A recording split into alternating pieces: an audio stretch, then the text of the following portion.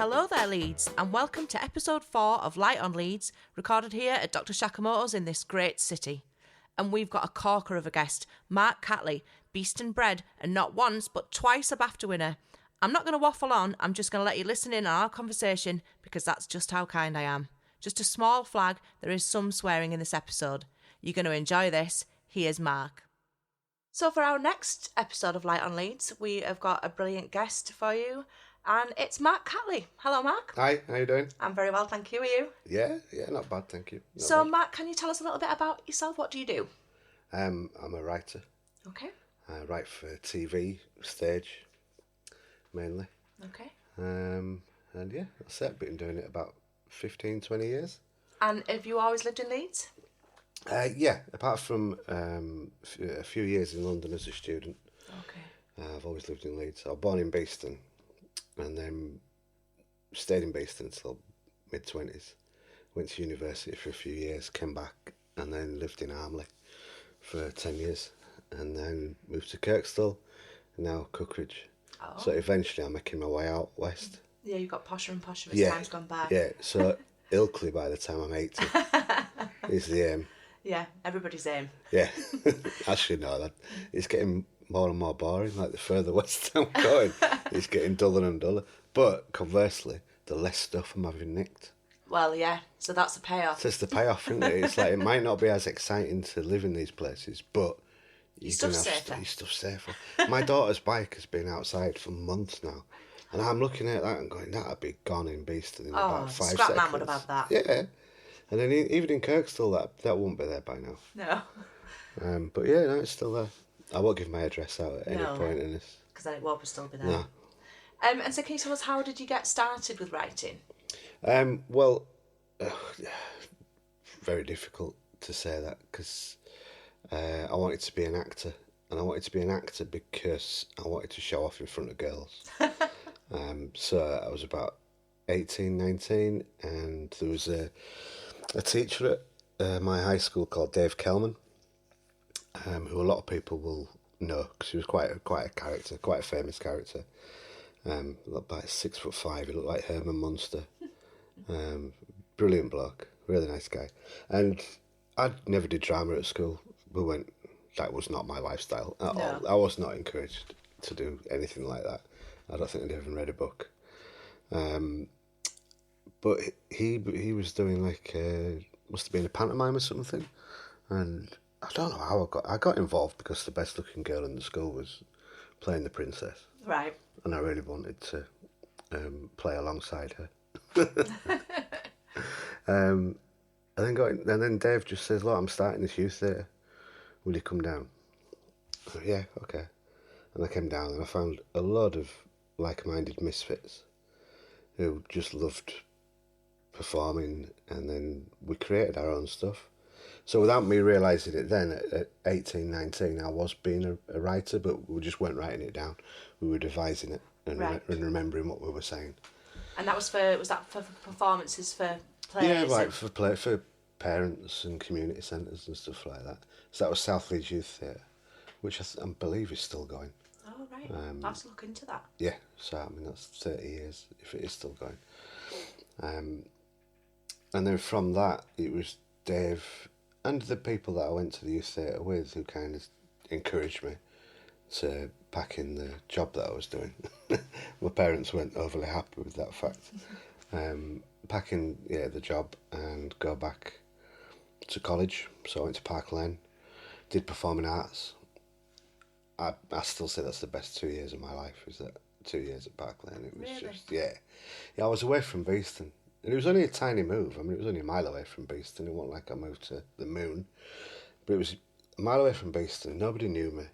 And I could be who I thought I was at that time. Yeah. Which was basically just a character from a John Hughes movie. I wasn't actually a real person. Right. I wasn't real. But that was what I wanted freedom to be that. Yeah, freedom to be that person. So, I'm hardly like a leader in the transgender movement. I just had a long coat. And I liked wearing pink and, stuff like that, and grew my hair long. And I could just, I felt more like myself. You could be a bit more different than from the sort of the community that you come from, do you think? Yeah, because I ran with quite a big gang in Beeston, and we were all dressed the same, totally the same. Yeah, but thought you were individual. Well, no, we didn't care. It was like as long as you weren't the one who looked different and had the piss taken out of them for the next hour and a half, then you were safe. That's what you were aiming for. That was it. I mean, most of my childhood was just not getting beaten up verbally or physically. That was pretty much just surviving. Surviving, yeah. God, never thought of it like that, but that's exactly how it was. So at college, did a BTEC, the first BTEC that had ever been done in Leeds, I think it was. Really? As well, yeah, in performing arts, and like I said, just loved it. Just loved it. And by the second year, but the first year, I think they all thought I was just this little oik from Beeston. And I had a bit of trouble with the tutors and stuff like that. But by the second year, they started to really trust me. I started to get lead roles in plays and stuff like that. So I still wanted to be an actor at this point. Yeah. So I started to get lead roles, and quite a lot of people telling me you'd done good. Yeah. Which my parents were fantastic, but not many people had that much occasion to tell me I was very good at something. Oh, that's fantastic. So I kept it going. But then I made a massive error, I think. I went to university. And you thought that was an error? It was a huge error. In what way? In that university is not for everybody. I mean, this is something I want to talk about later on as well. But it wasn't for me. I wasn't academic enough to be able to survive it, to be able to feel like I fitted in. I mean, I don't know how I ended up doing the full 3 years. And actually the third year was brilliant and has kind of, been the kickstarter for the rest of my career. But I still shouldn't have gone. Right. Regardless of that fact, it still wasn't. Do you think you still would have got where you are now anyway without that third year? I'd be in a different place now, but I'd be less traumatised, I think, than what I was. It was a surprise to me finding university traumatising, but I did. So I clearly remember my first lecture, where everybody had their heads down, taking notes, and this guy were talking. I can't remember what it was about, like Shakespeare's comedies or something. And I just sat there thinking, I ain't got a fucking clue what he's talking about. I didn't understand any of the words. I didn't understand the play. I didn't understand that it was a comedy. How on earth can this be funny? And I just felt like a fish out of water. And then I added to that they asked you to do an essay as one of the first ever things, and it was about what is theatre. And so I wrote about what I knew, which was sort of class system. So that's what I'd been through, and that's what I'd pretty much always spoken about. It kind of fueled a lot of the stuff that I'd devised at college. So I spoke about that. It's different things to different people. To people like me, it's not really. It's just a building that you can't afford to go into. Yeah. So I wrote this quite passionate essay, and then the lecturer sat me down and he says, "There is no class system anymore." Easy for him to say. Lovely, wasn't it? Yeah. But what I realise now, looking back, he was trying to provoke me. Right. He was trying to get your anger out. Yeah. Which would be fine if I knew that existed from an adult to a young bloke as I was then. But no one's ever done that before. No one's tried to provoke me. No one's trying to get me to intellectualise what it is that I'm thinking. Yeah. So I totally just blew up. I went, "Oh, fuck you then. Stuffy degree." And I went off and I just smoked loads of drugs and never went to university. And they saw me, I'd do the shows outside of uni hours. I'd be in loads of them. Yeah. Lot lecturers would just turn up to see me in them and go, "Why aren't you in my lecture?" And I just hated it. I hated it, hated the experience. I actually quite enjoyed being around different people, because that's normally what you hear from people from my background to go, "Oh, everybody were posh," but I quite liked that everybody were posh. I thought that was fun. Yeah. They were a different bunch of people. And you're getting a view into a world that you'd not had previously. Yeah, totally. And in fact, I mean, it's quite. I'm going to get dark very quickly, but I struggled a lot.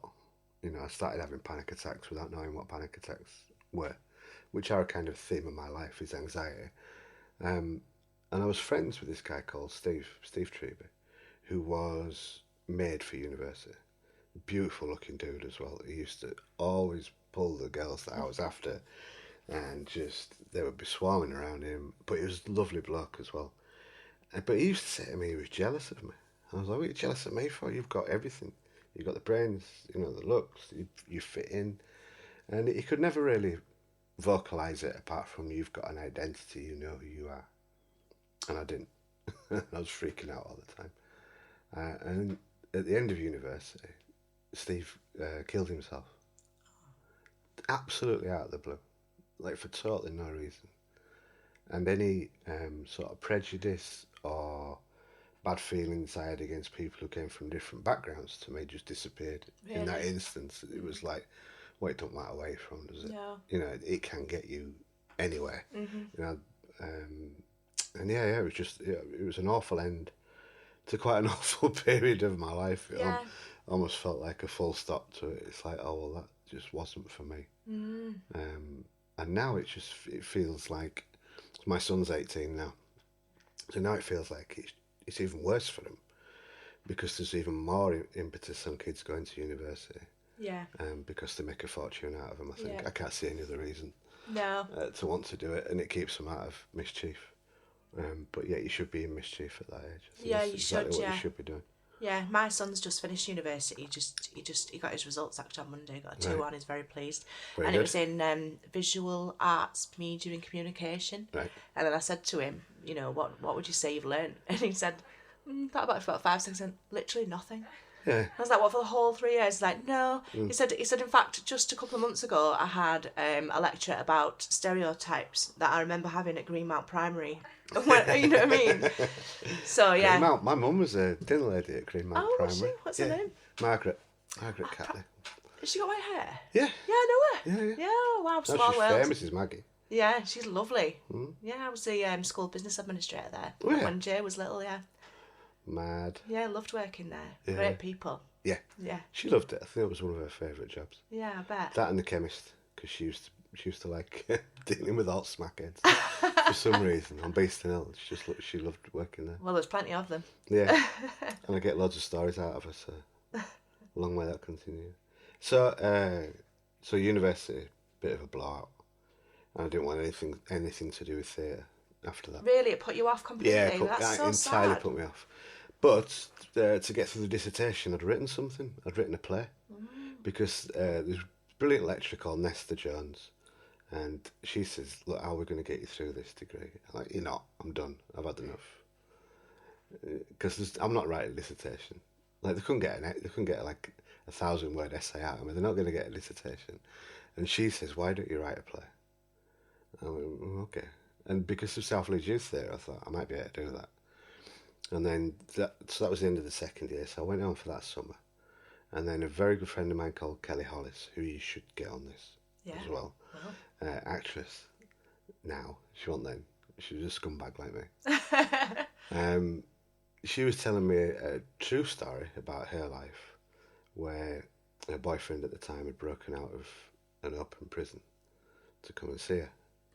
And Romantic. Yeah, really romantic. So I took that scenario and kind of ran with it and made it about class, as I made everything about class. And had it where she was a character called Angel, and she started seeing a student because her boyfriend was no good and he kept on getting banged up and in jail. And then he breaks out. And so there's a big conflict between her new life, the student, and her past life. Oh, interesting. Which, if I look back here now, that's me, isn't it? That's the two sides of who I was at the time. I was a student, but I was also from Beeston, and you know, kind of all that entails. And so it was that play that's ended up giving me a career as a writer, although I never wanted to be a writer. So I was in London, dossing around really. I was running a bar for the Conrads, which is a story in itself. How I lied my way into this. Lied your way to success. Totally lied my way to success. I worked with the pub restaurant was on Westbourne Grove, and I just lied. I gave the name of about 5 pubs in Beeston and said that I was manager of all of them.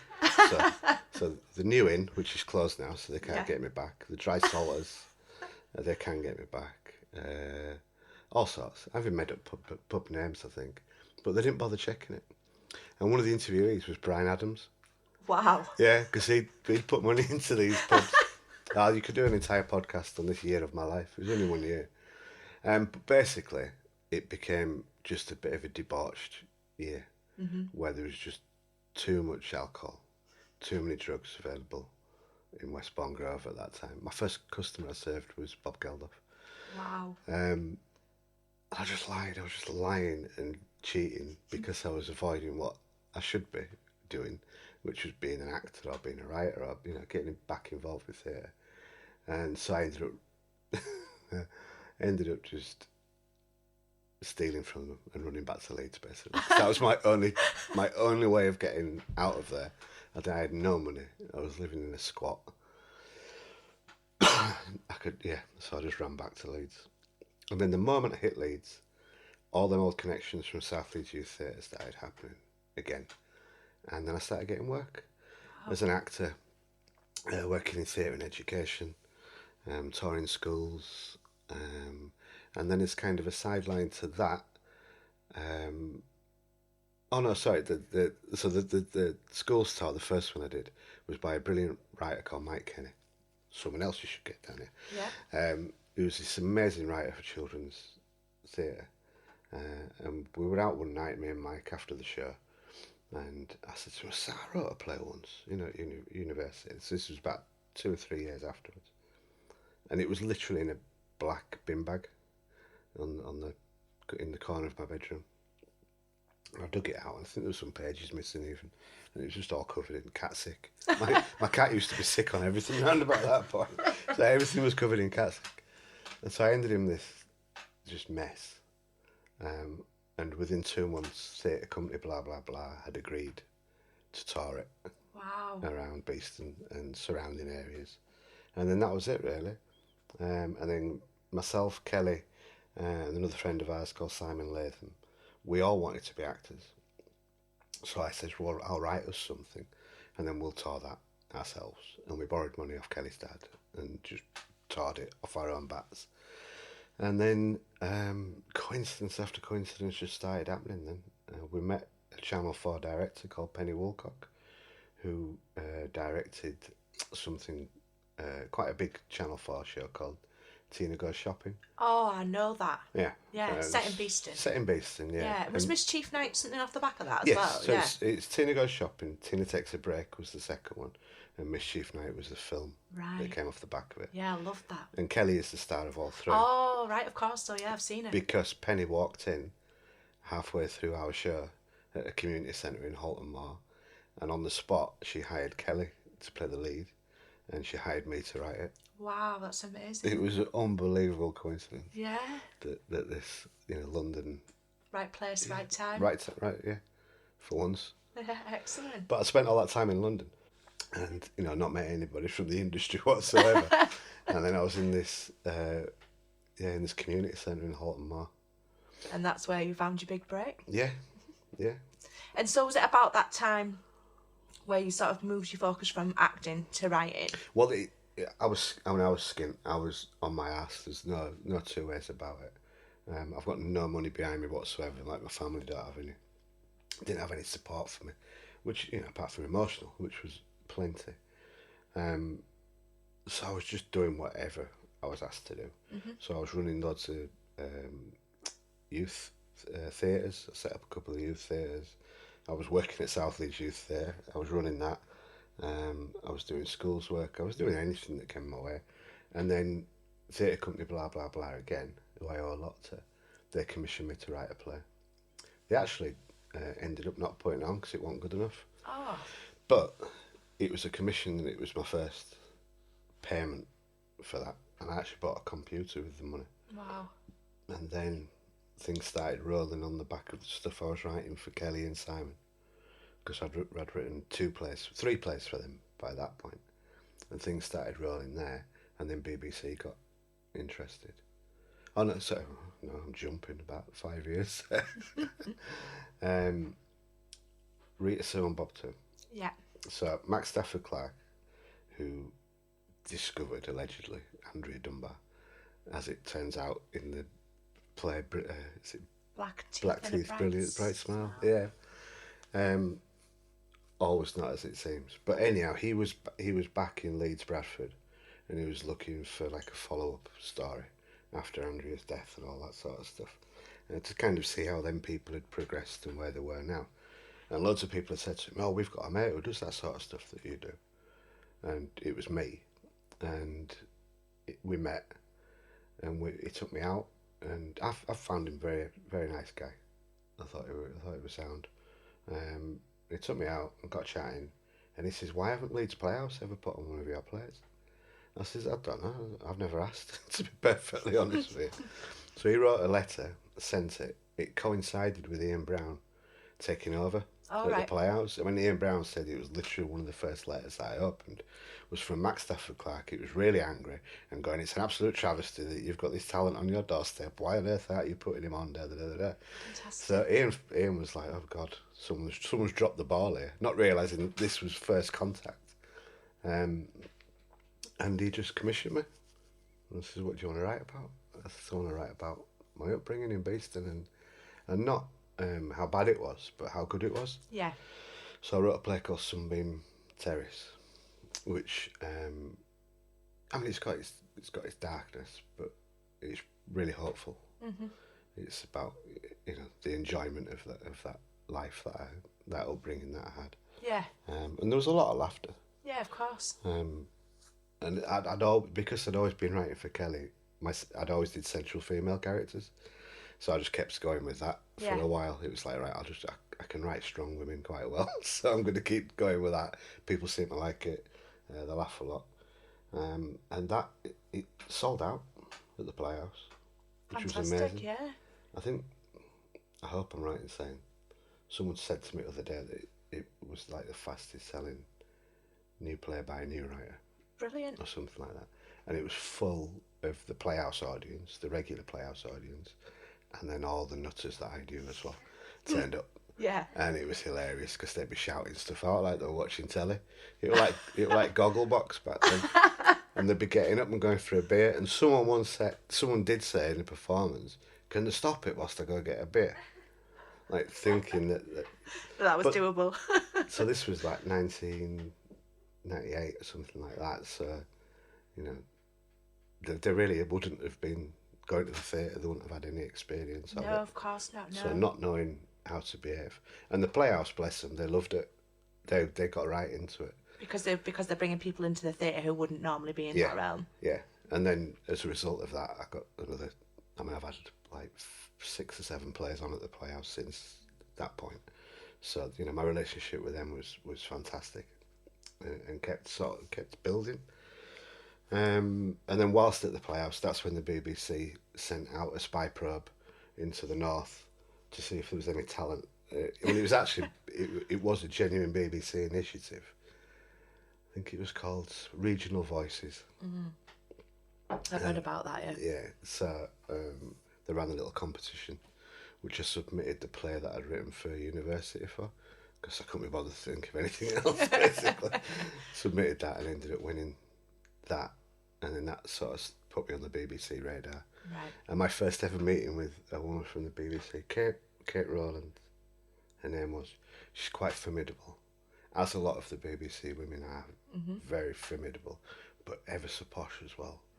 And she sat me down. And everyone was like, "Kate wants to meet you. Kate wants to meet you." So I sat with her, and she went, "Right, what do you want to do?" I was like, "I don't know." Thought you might have. Yeah, I thought you might. I thought I was here for you to tell me what to do. And she literally wanted me to pitch her ideas for stuff there and then. It's a lot of pressure. Yeah, and that was kind of a baptism of fire into how it was going to be for the next 15 years working in TV. Everybody looking at me and going, "Right, what next? What now?" Which has sort of been my job. So I did she forced me to go to the Writers' Academy. I had no choice in the matter. She told me I was going. And then through the Writers' Academy, I worked on Eastenders, Casualty, Holbeck, Doctors. It's like a rotation for a year. And kind of fell in love with Casualty and the team that were working on it. And, thankfully it was mutual. And we were soon kissing and cuddling together for 10 years. I worked for them and worked really hard and just loved it. Just absolutely loved it. Such a great show to work on. I still do work with them now. I still do rewrites and what have you now. And is that where you won your lovely shiny BAFTAs? That was where I won my first lovely shiny BAFTA, yes. And that was, that was a massive moment in my life because I'd put 10 years of work into Casualty. Well, it wasn't work. It didn't feel like work. But 10 years of love into working on Casualty and really enjoyed it. And I think I'd been to 6 BAFTAs. We'd been nominated 6 times and never won anything. It'd always been EastEnders or Emmerdale or Corrie that beat us. And so this year I went and I knew we'd had a good year.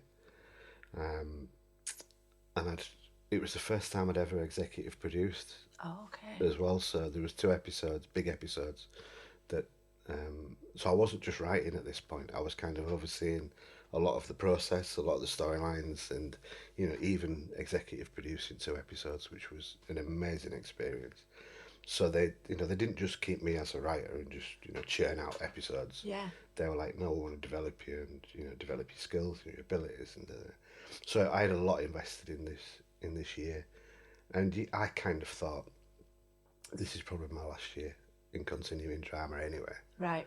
And when we won, I just lost it. I just absolutely lost it. There's a clip on YouTube of it being announced, and my hands just go to my head like the Edvard Munch's scream.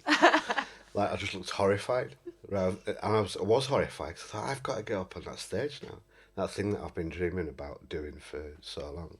But it was also the instant. I mean, this is very, a depressive way of thinking about things, but also that, well, what now? Oh, no. I've done it. And that was my immediate thought. I've not even got on stage yet, and I'm thinking, well, what do I do now? This is what I wanted. But then the very weird way life works is that I think by that point I'd already been seconded by EastEnders. Right. Because it was in a bit of trouble. Things weren't going so well, and they had to kind of move out the management team, and I got brought in as part of a team to help get it back on its feet. I'm no longer there. It was 3 months. That's what they said to me. Can we take you away from Casualty for 3 months? I was like, yeah, okay. 2 years later, I'm still there. I was still there, not anymore. And then so worked on EastEnders, which is a different beast entirely. I mean, that is graft. Yeah. I've never grafted like that because of the my turnover of the stories all the time. 2 hours of drama every week. And it was in such a bad place. Like we were starting from scratch. Right. We'd walk into a room which was covered in whiteboards. Yeah. I mean, covered, and would be expected to fill that with story in 3 days. Wow. And that happened every fortnight. Every fortnight. Okay, there you go. Fill this. And also, there were no writers working for us anymore. Everyone had gone, screw that, not working for that show. So, so I was writing episodes as well as coming up with ideas for episodes. And some of it worked, some of it didn't. Some of it just polyfilled episodes, just to get us through, get us over the line. But we did do some good stuff. And then we got nominated for a BAFTA. But the nomination came after we'd done our job. We'd done our 2 years, we'd finished. So we weren't actually on the show anymore. And then we won it. And that was more surreal than the Casualty one because I didn't mind as much. I was like, I can enjoy this one. Yeah. I'm sat next to Danny Dyer. I'm going to get smashed with Danny Dyer. Wow. And enjoy this BAFTA. The way I enjoy that one. The way I couldn't enjoy the one before, just it meant too much to me. So I couldn't enjoy it, but I really enjoyed the second one. And did you get smashed with Danny Dyer? Yeah. He's such a great guy. He's fantastic. I mean, he genuinely is like that. There's no pretense. No, that's what you feel about him when you see him. Yeah, he's always been like that. What would you say was your favourite? What's the episode that you're most proud of, or the storyline that you're most proud of? Would you say? Well, with EastEnders, we had a blip. There's plenty of blips. There was always someone running into the room going, "We've forgotten to do this." And we'd forgotten that this thing called Soap Week exists, where apparently all the soaps tend to put on their best stories. And we had forgotten about Soap Week. We were busy. And that particular week, it wasn't, it went great. It was polyfiller. Mm-hmm. And so the big boss, John York, went, "Look, we've got to do something. We've got to come up with something."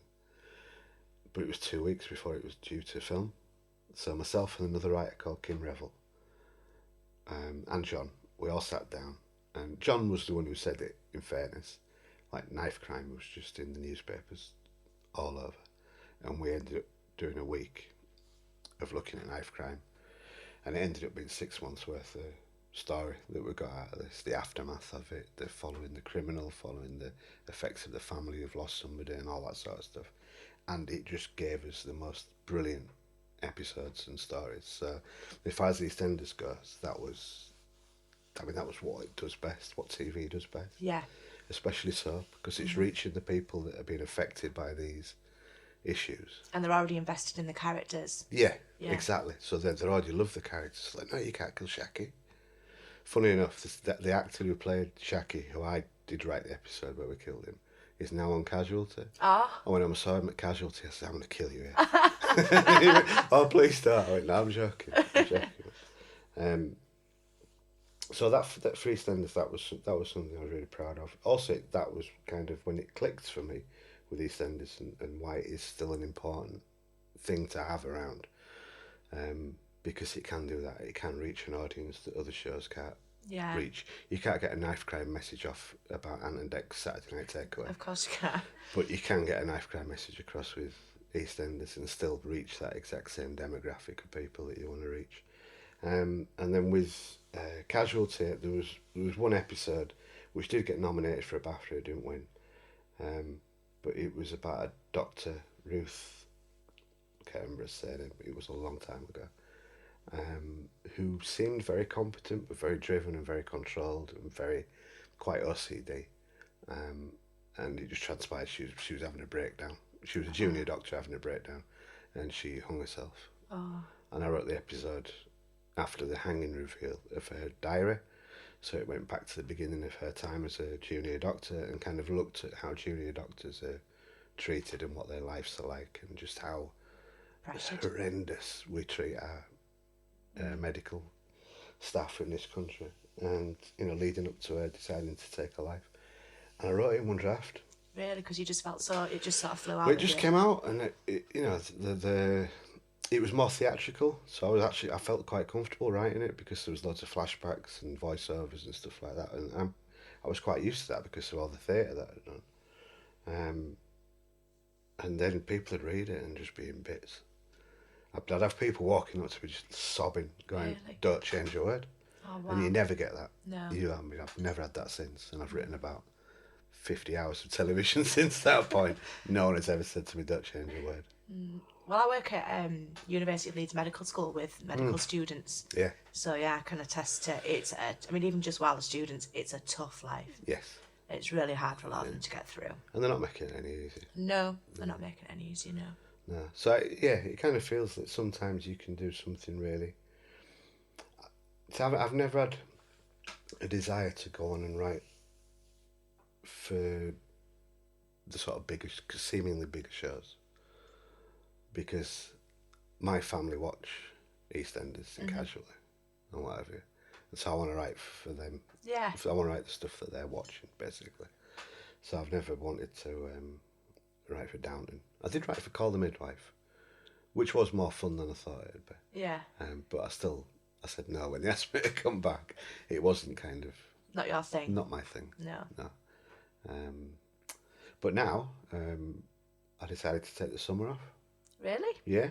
Yeah? Yeah, after 2 years of hell at Enders, I felt I deserved it.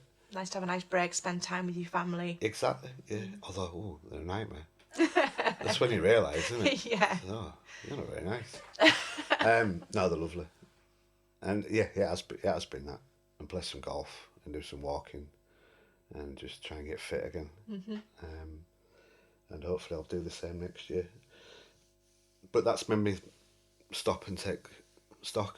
Mm-hmm. Is that right? Yeah. And work out, try and find out what I want to do. I still don't know.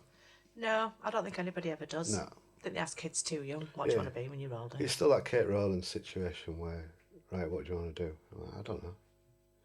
You throw some ideas at me and I'll see if any stick. Yeah, and I'll give it a run go. That way. Yeah, I'll give it a go. And I think that's kind of, I've never gone for a job since I've been a writer. Yeah. I've never, actively. My agent gets money for no. I never do anything. I never say, oh, Joe, can you sort this out for me? I never really do that. No. People ask and I'll go, yeah, right, that sounds good. That's a nice way to be, I think. Yeah. Yeah. Yeah, it is. And so do you think there's quite a lot of creative outlets for people in Leeds now, that sort of the way in that you had? Do you think those opportunities exist for young people now? Yes, the opportunities exist. But the will and the sort of people directing these young people into them opportunities, that doesn't seem to exist.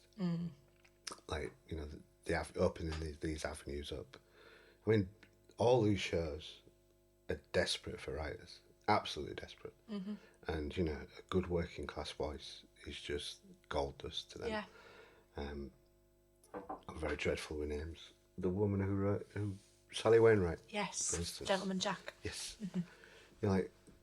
They want more writers like that. They're desperate for it. And that talent exists. Yeah. And I know it does because I've done that many workshops, Yeah. writing workshops in Leeds, and I can see the talent. What doesn't exist is that kind of confidence. Yeah. To go for it and to go do it and to go grab it. And I don't know, I've said before, I suffer from anxiety, but I'm quite cocky, which I know doesn't really often go hand in hand. But at Casualty, I remember the big boss, posh Belinda, she's like Jeremy Irons' niece. Like, no joke. And she talks like she is. And she's lovely. And, she'd say stuff like, but we need biographies for these new characters. And I'd only been there a few weeks. And I'd be like, I'll do it. But that's what I'd do if I was on a building site. Yeah. Someone was like, we need someone to get them bricks from here to there. I'll do it. Yeah, just get involved. Yeah, just get involved, get going. But then have the confidence to do it. And to do it right and to do it, every time you write something, it's an opportunity to impress whoever it is that you want to impress. It is. So I just took every opportunity that came to me. And that attitude's never really left me. No. I still think I'm going to get fired every script. Yeah. I still think this ain't good enough. But I suppose that keeps you keen as well. Yeah, and on your toes. It does, yeah. And I'm looking forward to getting back into writing now. I've had a few months off. Yeah. Writing some things that you want to write for yourself rather than... I think I will do, yeah. Yeah. Although at the moment I just don't have the energy to do that. Still recovering. Yeah. And I've got a 4-year-old daughter as well. And I'm really old. So them two things together don't leave you a lot of time for writing. Or a lot of energy for writing. So again, I think I'm just going to see where the wind blows me. That's a nice place to be, though, isn't it? That you know you can sort of wait and see when the inspiration hits. Yes, definitely. Yeah. The need to keep working has gone now. I'm out of army. But that kind of need to just keep on saying yes to everything. That's gone. That's good. And so I can be slightly more choosy, I think. And so you're working with Slung Low on Slung Low shorts? Yeah, and I've done that since the start of Slung Low shorts. Right. Myself and Lisa Holdsworth. Oh, she's coming on, actually. Oh, is she? Yeah. She's Lisa. You ought to shut her up. You'll get a word in edgeworth. We used to go across to Manchester to see a thing called JB shorts. It's a very simple concept. It's TV writers write for the stage, and it gives local actors and local directors opportunities to perform in them. And the reason they use TV writers is TV writers will say yes because you don't give them notes. Mm-hmm. You're not putting them through the mill like they used to. You're giving them creative freedom. And the actors and directors will say yes because they know the scripts are going to be good. That's good, yeah. So we looked at it and said, let's just nick that and take it to Leeds. Let's not even refine it, we'll just nick it.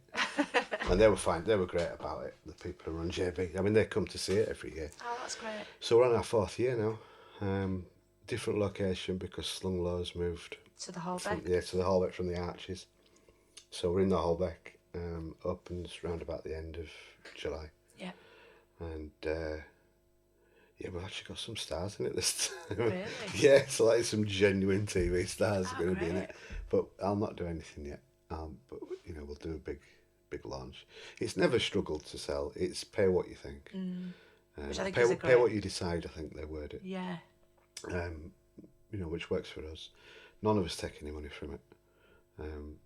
The TV writers are offered, I think, a share of the door, but generally they never take it. Yeah. They put it back in. And it's only about 150 quid anyway, so it's a bit of an insult, to be honest.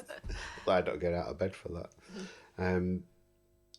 But it genuinely helps showcase the talent that there is around here. Yeah, that's a great thing. Which I just keep getting reminded every year I do it. I mean, I've just done some castings last week and I sat in on them. And everybody was brilliant. I'm like, why aren't you on telly? Well, it's because you live in Leeds, isn't it? That's why.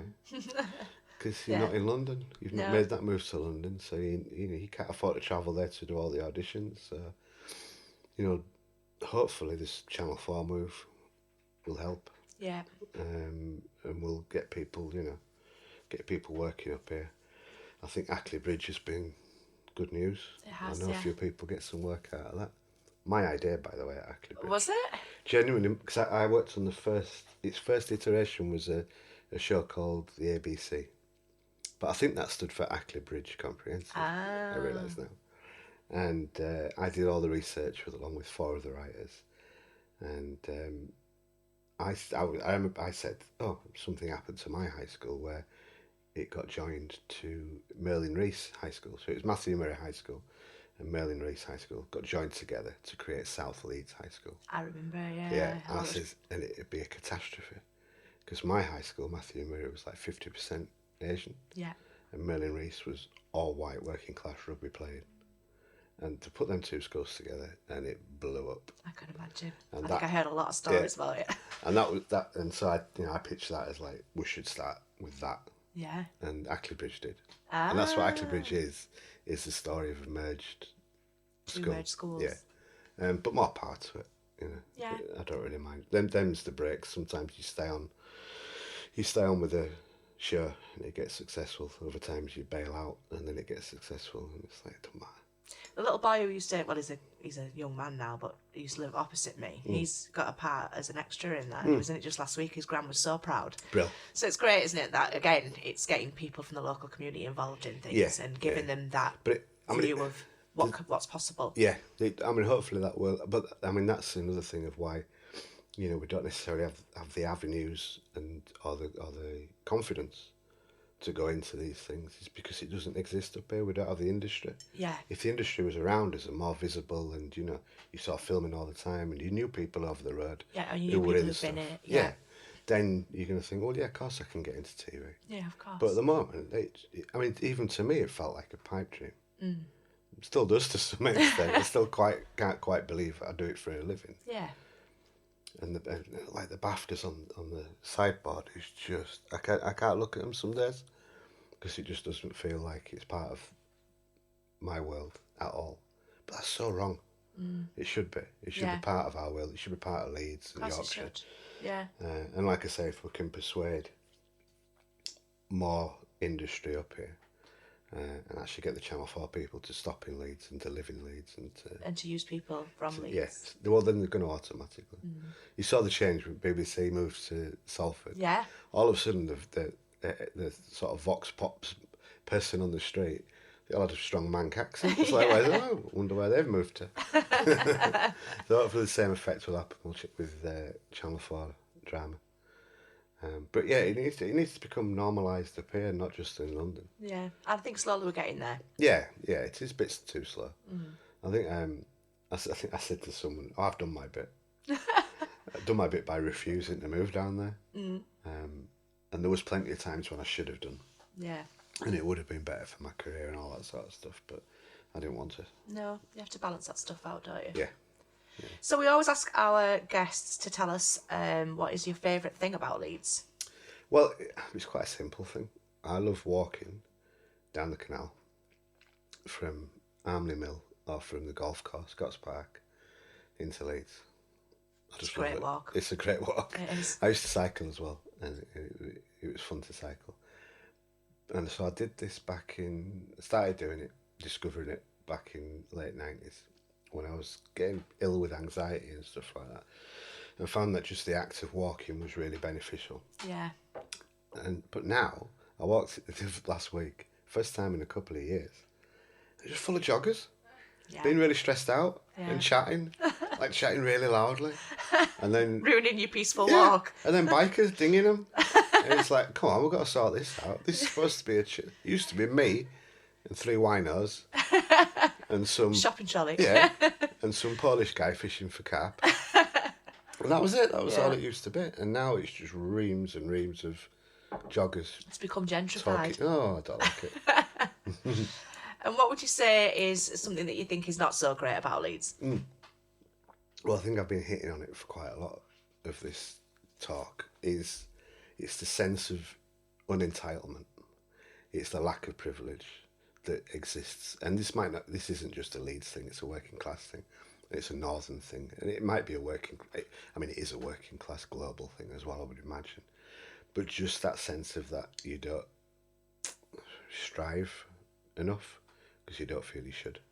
Because you don't feel your worth. Yeah. There was a time in my life where if I wasn't sat in the Broadway pub, I didn't feel like I belonged. I thought, oh, who does he think he is going into town? Mr. Fancy Pants.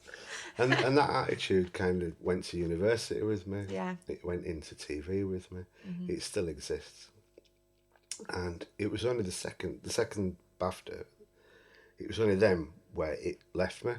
Right. And I was like, nah, fuck you, I deserve this. Yeah, I've worked hard. It took you 2 BAFTAs. Yeah, I'm nearly 50. It took me nearly 50 years to get to that stage. Yeah. And that's ridiculous, but that's kind of, that's a combination of a million socio-economic factors. Thatcher being one of them, Blair being another. Yeah. And, we just don't believe we have the entitlement to go get stuff, or we have the privilege to be confident. Yeah. It happens with my wife. She's from Burnley. My wife. So don't do the Adam Bucks. My wife. My wife. So she's from Burnley, and she's very soft spoken girl from a working class background, and she finds it hard in theatre because there's a lot of posh people shouting. Right. You know what I mean? And sometimes it's hard to be heard. Yeah. And you don't feel that you should. You necessarily have that. So for me, that's it. The thing that frustrates me the most, and has frustrated me the most about my life, is that we're brought up with a wonderful sense of humour, in a brilliant place in the country. And storytelling tradition as well. Just we've got all these skills and no confidence to run with them. And I people open doors for me. I was lucky to get where I am, but them doors should be open now. To everybody. Yeah. Yeah, exactly. I'll meet 20 people every year who could go on and have a career in television, in acting or writing or producing or script editing or whatever. Yeah. And the opportunity's just out there. Yeah. For them. I think as well it can be difficult because if you're having to work an office job or any sort of daytime job, to be able to fit in the time to be writing pieces and to have the energy to do that as well, can be a constraint. Totally. Yeah. I mean, I was lucky at the time. I didn't have any sort of major commitments. I didn't have a mortgage. I did have a son, which obviously was a commitment when it came to a consideration when it came to moving to London for the courses and stuff like that. But yeah, I didn't own anything. No. So it wasn't like. So it was you could concentrate. Yeah, I could keep on taking them risks and them chances. But that's the thing, isn't it? I mean, that's the entitlement and the privilege comes from knowing that if you've failed, it's the classic Jarvis Cocker line. You can call your dad and he'll stop it all. Yeah. And I bless my dad, but I could never have that. No, we don't all have that, do we? We don't have that sort of privilege. And it winds me up that still exists in this country. But I think there's something. Bringing it back to Leeds, I do think there's something very specific about Leeds people, working class Leeds people, that they don't think they deserve better than what they've got. That's actually been a theme in a few of the podcast that we've done so far about this thing about Leeds not being great anyway in general, about shouting about what's great about Leeds, and that's one of the sort of the ideas behind this podcast really, is to show what is going on, what opportunities there are out there, and the people who are doing great things. Yeah, what a city it is. I mean, I love it. I've lived here all my life. And you didn't get swayed by big shiny London? No, although going to London is fun. Yeah. We do have little holidays there. Yeah. So nice to go for a visit. yeah, I love to go for a visit. But no, I'm not being persuaded to go live there. And we always ask our guests, even if you've been a long-term resident of Leeds, can you tell us something that's a little hidden gem that other people might never have heard of? Well, I'm not sure how hidden it is because it's so massive, but Gotts Park Golf Course Right. is in Armley. Yep. It's a mile from the city centre. It's surrounded by the KFC and other places of ill repute. But it's just this beautiful golf course, which it was owned by the council, and they dropped it, and they thought they were just going to let it grow over. But Benjamin Gott, whose estate it is and whose mansion it is, it's got this amazing mansion as well, by the way, in the middle of it, which is just, I can't remember the designer of it, but it's someone really famous, and all the grounds and stuff like that. It's an amazing place to visit. He decreed that land was for the people. Oh. And it's for the people to play sport. Yeah. Whatever sport that might be, but to be active, to be doing stuff. So we got the council on the technicality, in a way, and says, look, we'll run it. You've got to pay for its upkeep to a certain extent. Yeah. The members' fees pay for the rest of it. And it's the antithesis of what you think a golf course is going to be. Yeah, because in my mind, Yeah, you're thinking of strange trousers and... You don't get it like that. No. And so anyone can join? Yeah. We want anyone to join. We're desperate for people to join. You know, but it's almost hidden in plain view in a lot of ways. That many dog walkers walk over it and you go, excuse me, you're on a golf course. I'm like, am I? What? There's a golf course here? I mean, it's not just that. It's a brilliant golf course. It's a very, very high quality golf course. And it isn't lawyers and doctors and rich people. It's lads, working class lads and women. And we're trying to get a youth team together. It's really hard. And old boys who have been playing there for 50, 60 years. That's a nice mix. Can still make it up the 5th hill, which is called cardiac arrest, for a reason. And the atmosphere in the bar afterwards is just, it's old Leeds. It's the stuff I remember. I was brought up in working men's clubs. My mum was a cleaner, my dad was secretary, I think, of Rolling Road Working Men's Club. And it reminds me of that. Yeah. You know, it's a little bit boisterous at times. There's probably some jokes that I don't appreciate. Some jokes that you definitely wouldn't appreciate. No, I can imagine. But I still think that there's a lot of love in them places. Yeah. And there's a lot of love at Gotts Park. That's my hidden gem. Oh. And I'd encourage anybody, whether you want to play golf or not, to come. There's a lovely cafe downstairs, proper greasy spoon. Just come and visit it. Just have a look around the building itself. Just be amazed that this place exists in the we'll heart have to of come and check it Armley. out. Yeah, definitely. Well, thank you so much for coming to talk to us. It's been just great to hear from you. Good. I enjoyed it. And I'm sure we'll speak to you again soon. Yeah, brilliant. Thank you very much. Thank you. Cheers.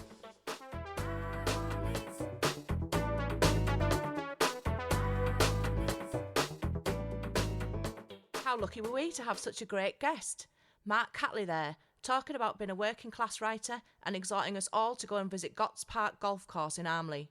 The Dr. Shakamoto's team already have their tickets for Slung Low shorts, so check out the link to the event in the podcast notes and for all we've mentioned in the podcast and get yourself there. This week's featured artist is Chris Helme, formerly of the band the Seahorses, with his song recorded here at Dr. Shakamoto's, Closer Now. Get it in your ears, Leeds.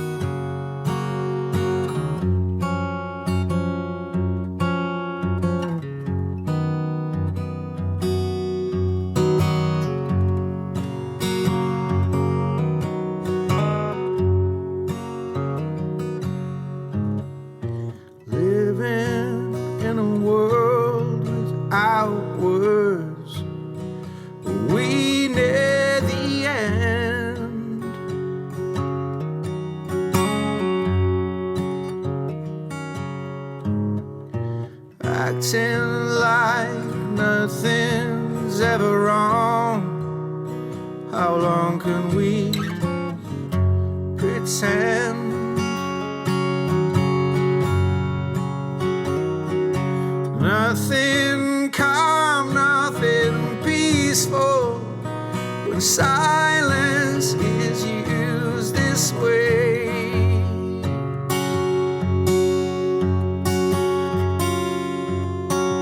I lost my friend, my light went out, but I just won't lose you this way. Hold me closer now. I